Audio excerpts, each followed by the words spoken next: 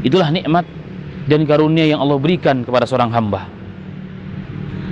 Dan terkadang sebagian manusia untuk mendapatkan hal tersebut harus berusaha bersungguh-sungguh, berdoa kepada Allah Subhanahu wa taala, mengarahkan segala ikhtiar yang dia bisa demi mendapatkan pasangan yang ideal, demi mendapatkan pasangan hidup yang didamba-dambakan.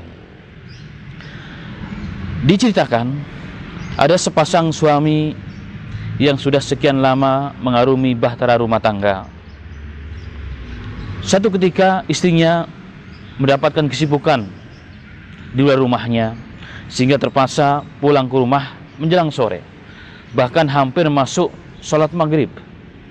Maka oleh sang suami diingatkan, wahai adinda, wahai istriku yang tercinta, sebelum engkau istirahat, sebelum kau melakukan apa saja, apakah kamu sudah sholat ataupun belum? Istri tersebut dengan sedikit ketus menjawab, capek. Saya capek sekali wahai abang.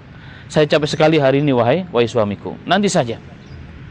Sehingga akhirnya dia melemparkan dirinya di atas ranjangnya, bahkan hampir terlewatkan sholat asarnya. Kemudian hari berganti hari, minggu berganti minggu, bulan berganti bulan. Satu ketika sang suami mendapat tugas dari perusahaannya, di mana dia harus meninggalkan rumahnya, bahkan meninggalkan kota kecintaannya untuk beberapa masa yang cukup lama. Dan sudah menjadi kebiasaan seorang suami ini biasanya, jika dia bepergian, maka pertama kali yang dilakukan setelah sampai di tempat tersebut, maka dia akan beritahukan mengenai kondisinya terhadap istrinya. Pada saat itu, menurut perkiraan sang istri, harusnya sudah sampai. Tetapi dia menunggu dan menanti, tak kunjung telepon datang. Bahkan pesan pendek pun tidak datang juga ke dalam handphonenya. Dia bolak-balik, dia melihat handphone tersebut, dia mencoba sabar untuk menanti kabar dari sang suaminya. Maka jam berganti jam, semakin gundah gulanalah, semakin tidak nyamanlah perasaan seorang istri tersebut. Bahkan mulai dirasuki berbagai macam prasangka dan dugaan.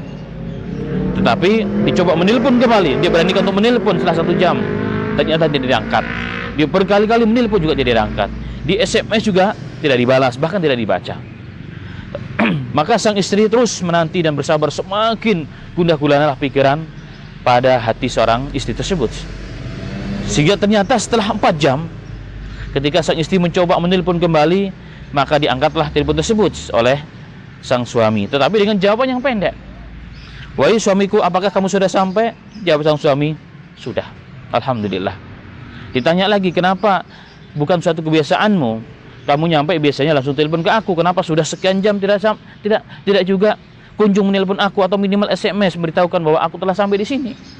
Dikatakan, saya capek sekali, perjalanan cukup lelah, jalan memang macet. Maka ditanya oleh sang istri, sesungguhnya engkau sudah berapa jam sampai di tempat ini? Dia katakan, saya kurang lebih sudah 4 jam. Tapi saya katakan tadi saya capek, kemudian saya langsung istirahat, kecapean. Maka naiklah suara tensi si istri tersebut, tapi dengan nada sedikit terpatah-patah, agak bergetar. Lisan itu mengucapkan kata-kata kepada sang suami, wahai suamiku, wahai abang, apakah engkau sudah tidak sayang kepadaku? Apakah engkau sudah tidak lagi peduli dengan aku, sehingga kau nomor 10-kan aku daripada pekerjaanmu dan capekmu? Subhanallah. Maka sang suami mengatakan, oh tunggu dulu wahai istriku, saya ingin bertanya kepadamu sebelum aku menjawab. Kenapa ini aku lakukan? Tahukah engkau? Dia kata, aku tidak tahu. Maka sang suami mengatakan, wahai istri, sesungguhnya aku sangat mencintaimu, aku sangat menyayangimu. Tapi satu hal ingin kutanyakan kepadamu. Kenapa kemarin ketika aku ingatkan engkau untuk sholat asar, ternyata kau melambat-lambatkan hal tersebut? Kau lambat-lambatkan sholat asar dengan alasan capek ini dan itu. Tahukah engkau, jika engkau nanti mendapat azab dari Allah, kan engkau melalaikan sholat, padahal aku adalah suamimu, aku pemimpin rumah tanggamu, kau abaikan perintahku. Jika engkau diazab, Allah pun akan mengazab aku. Dan itu bukti bahwa engkau sesungguhnya tidak cinta kepada Allah Dan kalau engkau tidak cinta kepada Allah, bagaimana mungkin kau akan tulus mencintai aku? Subhanallah. Maka setelah mendengar pernyataan dan perkataan sang suami, maka melelehlah kedua air matanya. Tak sadar membasahi pipinya. Terseguk-seguk kemudian dia mengatakan, maafkan aku, wahai sayangku, wahai suamiku. Sekarang aku sadar. Ternyata apa yang kau lakukan sekarang ini adalah pelajaran, peringatan, teguran demi untuk membimbing aku kepada jalan yang benar. Terima kasih wahai suamiku. Subhanallah.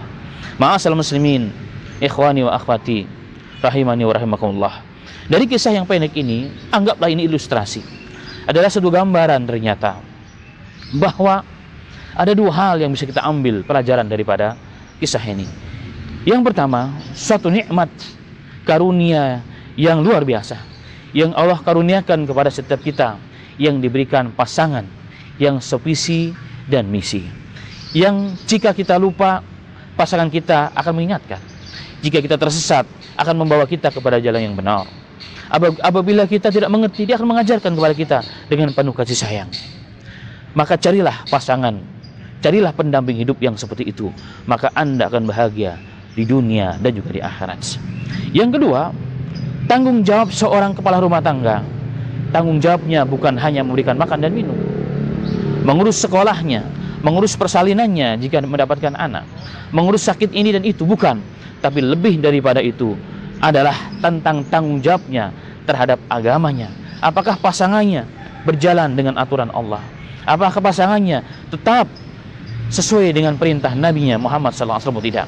Jika seorang pemimpin rumah tangga melalaikan tugas ini, maka dia pun kelak akan dipegang tangannya, akan dipegang kakinya, akan diseret juga untuk bertanggung jawab atas kelalaiannya terhadap istrinya, terhadap pasangannya, terhadap bawahannya di rumah tangganya. Dan bisa jadi walaupun suami mungkin menjadi orang yang hebat, orang yang alim, tapi jika pasangannya tidak demikian, maka kealimannya tidak bermanfaat, bahkan tetap akan tidak menyelamatkan dia di akhiratnya Allah Subhanahu wa taala.